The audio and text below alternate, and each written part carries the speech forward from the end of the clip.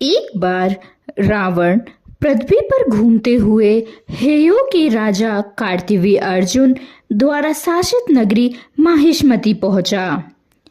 उस दिन कार्तवीर्य अर्जुन अनेक सुंदर स्त्रियों के साथ नर्मदा नदी के जल में क्रीड़ा करने गया हुआ था। इस प्रकार जब रावण ने कार्तवीर्य अर्जुन के मंत्री से उसके विषय में पूछा, तब रावण को पता चला कि राजा बाहर गया हुआ है। रावण वहां से चलकर विंध्य पर्वत पर पहुंचा और नर्मदा नदी के तट पर आया। रथ से उतरकर रावण तट पर बैठ गया और अपने मंत्रियों से बोला, यह पवित्र नदी अत्यंत गौरवशाली है। तुम सभी को शास्त्रोक्त रीति से इस नदी में स्नान करके अपने पापों से मुक्ति पा लेनी चाहिए। इस बीच मैं शिव की उपासना करूंगा। अर्पण करने हेतु मुझे कुछ पुष्प लाकर दो। जब मंत्री पुष्प लेने गए, तब रावण ने स्नान करके गायत्री मंत्र का उच्चारण किया।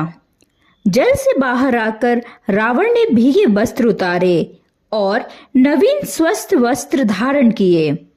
रावण सदैव एक शिवलिंग अपने साथ रखा करता था और अब वह शिवलिंग को बालों में रखकर आनंद में निमग्न अपनी भुजाएं हिला हिलाकर उसके सामने नृत्य करने लगा। कार्तवीर्य अर्जुन कुछ ही दूरी पर जल में अपनी संगिनियों के साथ क्रीड़ा कर रहा था। अपनी 1000 भुजाओं के बल का प्रदर्शन करने के लिए कार्तवीर्य अर्जुन जल के प्रवाह को अवरोधित करने लगा। इस प्रकार जल का प्रवाह उल्टी दिशा में होने लगा तथा तट पार करके रावण के पुष्पों को उस समय वहां ले गया जिस समय वह उन्हें अर्पण करने वाला था।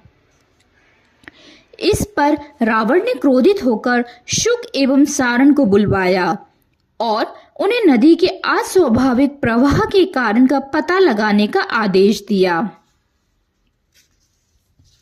वायु में छलांग लगाते हुए मंत्री नदी में कूद गए। 4 मील की दूरी पार करने पर उन्होंने देखा कि क्रीड़ामग्न कार्तवीर्य अर्जुन ने नदी के प्रवाह को अवरुद्ध करके रखा था। जब रावण ने यह सुना तो वह तुरंत अपने मंत्रियों सहित युद्ध के लिए तैयार हो गया। जाते हुए रावण ने अनेक अपशकुन देखे, तथापि भयभीत हुए बिना रावण तुरंत कार्तवीर्य अर्जुन के निकट जा पहुंचा। कार्तवीर्य अर्जुन के मंत्रियों के आने पर रावण ने उन्हें आदेश दिया, अपने राजा को मेरे आने की सूचना दो और कहो कि मैं उसे युद्ध के लिए ललकारने आया हूं। एक मंत्री ने उत्तर दिया, स्त्रियों के साथ क्रीड़ा कर रहे एवं मदोन्मत्त कार्तवीर्य अर्जुन को ललकारना आपके लिए उचित नहीं है, अतः कृपया रात्रि आप यहीं व्यतीत करें। प्रातः काल में आप युद्ध कर सकते हैं, किंतु यदि आप प्रतीक्षा नहीं कर सकते तब हमारे स्वामी के साथ युद्ध करने से पूर्व आपको हमें पराजित करना होगा। उसकी ललकार का उत्तर देते हुए रावण के मंत्रियों ने तुरंत कार्तवीर्य अर्जुन के मंत्रियों का वध कर दिया और उनका भक्षण कर लिया। तब कार्तवीर्य अर्जुन की सेना उन आगंतुकों के पास आई, किंतु शीघ्र ही उनका भी सर्वनाश हो गया।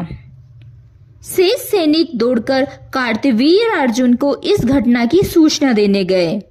यह सुनकर कार्तवीर्य अर्जुन जल से बाहर आया तथा अपनी गदा उठाकर राक्षसों को भगाने लगा। प्रहस्त ने साहस पूर्वक कार्तवीर्य अर्जुन के समक्ष खड़े होकर एक प्रज्वलित गदा वेग से फेंकी। हेय राजा ने अपनी गदा द्वारा चतुराई से उसकी गदा को पथभ्रष्ट कर दिया तथा प्रहस्त पर घातक वार किया, जिससे वह नीचे गिर गया। प्रहस्त को गिरा हुआ देखकर रावण के अन्य मंत्री भय के मारे भाग गए। तब रावण कार्तवीर्य अर्जुन की ओर लपका और दोनों हिंसक रूप से अपनी गदाओं का उपयोग करके एक दूसरे पर वार करने लगे, किंतु दोनों में से कोई नहीं थका। तब कार्तवीर्य अर्जुन ने रावण की छाती पर अपनी गदा चलाई। गदा टूट गई। फिर भी रावण पीड़ा से चिल्लाता हुआ कुछ दूर पीछे हटकर गिर पड़ा। कार्तवीर्य अर्जुन ने शीघ्रतापूर्वक अपने बढ़कर रावण को पकड़ा और एक मजबूत रस्से से बांध दिया। देवतागण इस वीरतापूर्ण कार्य को देखकर गर्वित हो उठे। इस प्रकार वे कार्तवीर्य अर्जुन की स्तुति करते हुए उस पर पुष्प बरसाने लगे। प्रहस्त तथा अन्य राक्षस मूसलाधार बाणों की वर्षा करते हुए आगे बढ़े, किंतु कार्तवीर्य अर्जुन ने सरलता से सभी अस्त्रों को हाथ से पकड़ लिया। तदुपरांत राक्षसों को भगा दिया। तब वह रावण को बंदी बनाकर माहिष्मति ले गया। जब पुलत्स्य ने अपने पौत्र के पकड़े जाने की बात सुनी, तब वे कार्तवीर्य अर्जुन से मिलने आए। जब मंत्रियों ने उस महान ऋषि को स्वर्ग से उतरते हुए देखा, तब उन्होंने तुरंत उनके आगमन की सूचना हेयराज को दी। कार्तवीर्य अर्जुन हाथ जोड़े हुए पुलत्स्य ऋषि के पास आया। उनका राजोचित स्वागत करने के पश्चात उसने पूछा, हे सुविख्यात व्यक्तियों में श्रेष्ठ, मैं आपकी क्या सेवा कर सकता हूँ? पुलत्स्य ने उत्तर दिया कि कृपा राक्षस राज को मुक्त कर दो, क्योंकि तुमने यह प्रमाणित कर दिया कि तुम्हारा पराक्रम उससे बढ़कर है।